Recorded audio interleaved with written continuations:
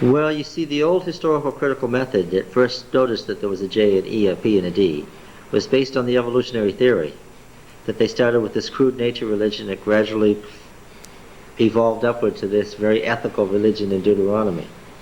And so anything that was associated with the evolutionary theory and seemed to take away from inspiration wouldn't be looked at very carefully by Adventists, would it? But is there a J and an E? All you need to do is read Genesis through, verse by verse, and what do you find? There is a J and an E, and they are very different. Is there priestly writings? Are there priestly writings that are distinct from the others? All you need to do is read Exodus. And when you come upon this, you find something very different than what you've been reading before. And then when we get to Deuteronomy, we'll say, yeah, there is a Deuteronomist. Yeah. That, you see, this idea of J, E, D, and P came from the evolutionary theory, came from the concept of Hegel, the thesis and antithesis, and then you get synthesis, right? It was a very, came out of Germany, came out of liberal theology in Germany, came out of the evolutionary theory. People had never heard of it before. And as a result, how did the Protestants in the pews of America react when this stuff began coming from Germany at the end of the 19th century, in the 1880s and 1890s? They didn't know what to think. They were outraged. In the first decade of this century, a series of pamphlets were issued called the Fundamentals. And the Fundamentals said there was no such thing, there is no such thing as an error in the Word of God, because every word was inspired by God and every word is literally correct and absolutely so, scientifically and historically and theologically and so forth. And then these pamphlets, which were issued over about a 10-year period, 12-year period, were issued as a book called the Fundamentals. And the folks who accepted those were called what? The fundamentalists. And then you got the Scopes trial, and you got evolutionary theory, biological evolution, all mixed up together with theological evolution, and then you got fundamentalists who were against the whole historical critical method. And Mrs. White said, no, it's not fundamentalism, and it's not German liberal theology either. You read what she said about the Bible. It's contained in Selected Messages now, right?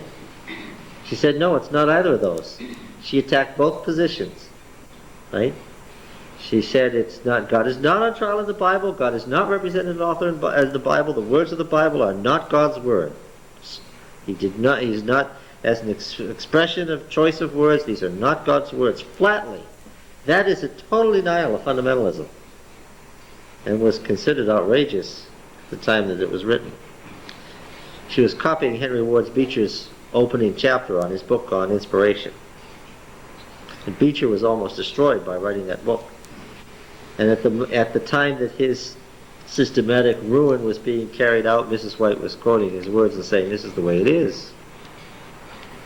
So she, on the other hand, what did she say about the evolutionary theory as applied to the Bible? I hardly need quote what she had to say. You can imagine. Dissecting, conjecturing, robbing the Bible of its power to save. I mean, I could just go on and on what she had to say. She attacked both positions vehemently as wrong. You can see in the 1919 Bible Conference, when Adventists first got together, Mrs. White had been dead for 4 years, they first got together to talk about inspiration. And that 1919 Bible Conference, the man who led out in it was no less than the General Conference President, Arthur G. Daniels, who'd been working with Mrs. White for the last 20 years of her life, great champion of Mrs. White's writings. And what happened? When he took the position that she took, and he didn't take a fundamentalist position, and Professor Prescott backed him up, because after all, he'd been the one editing the 1911 Great Controversy and told how it was actually done and so forth, the ministers were so outraged that when the next General Conference session came in 1922, what did they do with Elder Daniels? They threw him out as an outrageous heretic, and Elder Prescott went with him. It was a total rejection of Mrs. White's view of inspiration. Total. The 1919 Bible Conference was a disaster for the Adventist Church. And when Elder Daniels was given the boot, along with Professor Prescott, what happened to the Adventist Church's view of inspiration? Regress. It became what? It became fundamentalist. And it still is fundamentalist. When we get here, we talk about J and E in Genesis, scare people. Why? Not because it has anything to do with inspiration, but because it attacks the fundamentalist viewpoint. Yes? That's what's called the higher criticism. Well, higher criticism was based on the assumption that these sources were based on purely naturalistic theories. That's what you were talking about last week. It's from an assumption, a presupposition of natural growth with no supernatural intervention at all. Okay? Now, before the 1880s and 90s, when the German theologians were coming forward with the Jepd stuff, were there any forerunners among conservative scholars? Well, of course, JEP and D only became known among the masses in the late 19th century. But you already have people talking about the various documents and how you can see that they are different already in the 1830s. Julius Wellhausen's Prolegomena to the History of Israel, which is the real original work that everybody goes back to this day, and the most discouraging thing about it is that you have to start out with the assumption, if you're a fundamentalist, that it's all wrong, but then you go look at it, and the only places it's wrong is where he didn't have enough information because he was writing 150 years before we lived, when he didn't have the stuff from the ground to know. But where he could work with just the documents, guess what? He was right. That's the discouraging part about it. And his presuppositions were dead wrong as far as we're concerned. He was a naturalist. He was a humanist. He didn't presume the inspiration of the Bible or supernatural intervention of God on behalf of the Bible. And that's why we've shied away from it, because of the source. But the method isn't wrong. That's the problem. And so there you have, there's plenty of reason for knowing what Adventism has to say about the heavenly sanctuary is true. That's what was on the mind of the author. But that's only if you're willing to start out by looking at the Bible carefully enough to know the historical background, which a fundamentalist just can't do. What about the Jewish tradition? Orthodox Jews, of course, are by definition fundamentalists, right?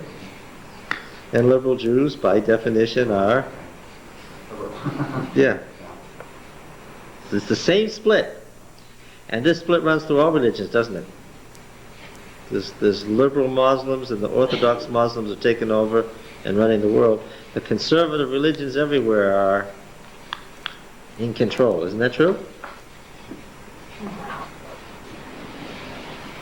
Yeah. Whenever in history there's been a troubled age, and you can see this in the 9th and 8th centuries BC, whenever there's been a troubled age in human history, where things were insecure and great changes were occurring, and people, the masses of the people around the civilized world, were troubled because things were unstable, what happened? There always was with it a revival in conservatism. I mean, the first great archaeology was done in the 9th and 8th century BC as they began to resurrect in the ancient temples and to try to decipher the ancient inscriptions and go back to the ancient religions. This was going on in the 9th and 8th century BC.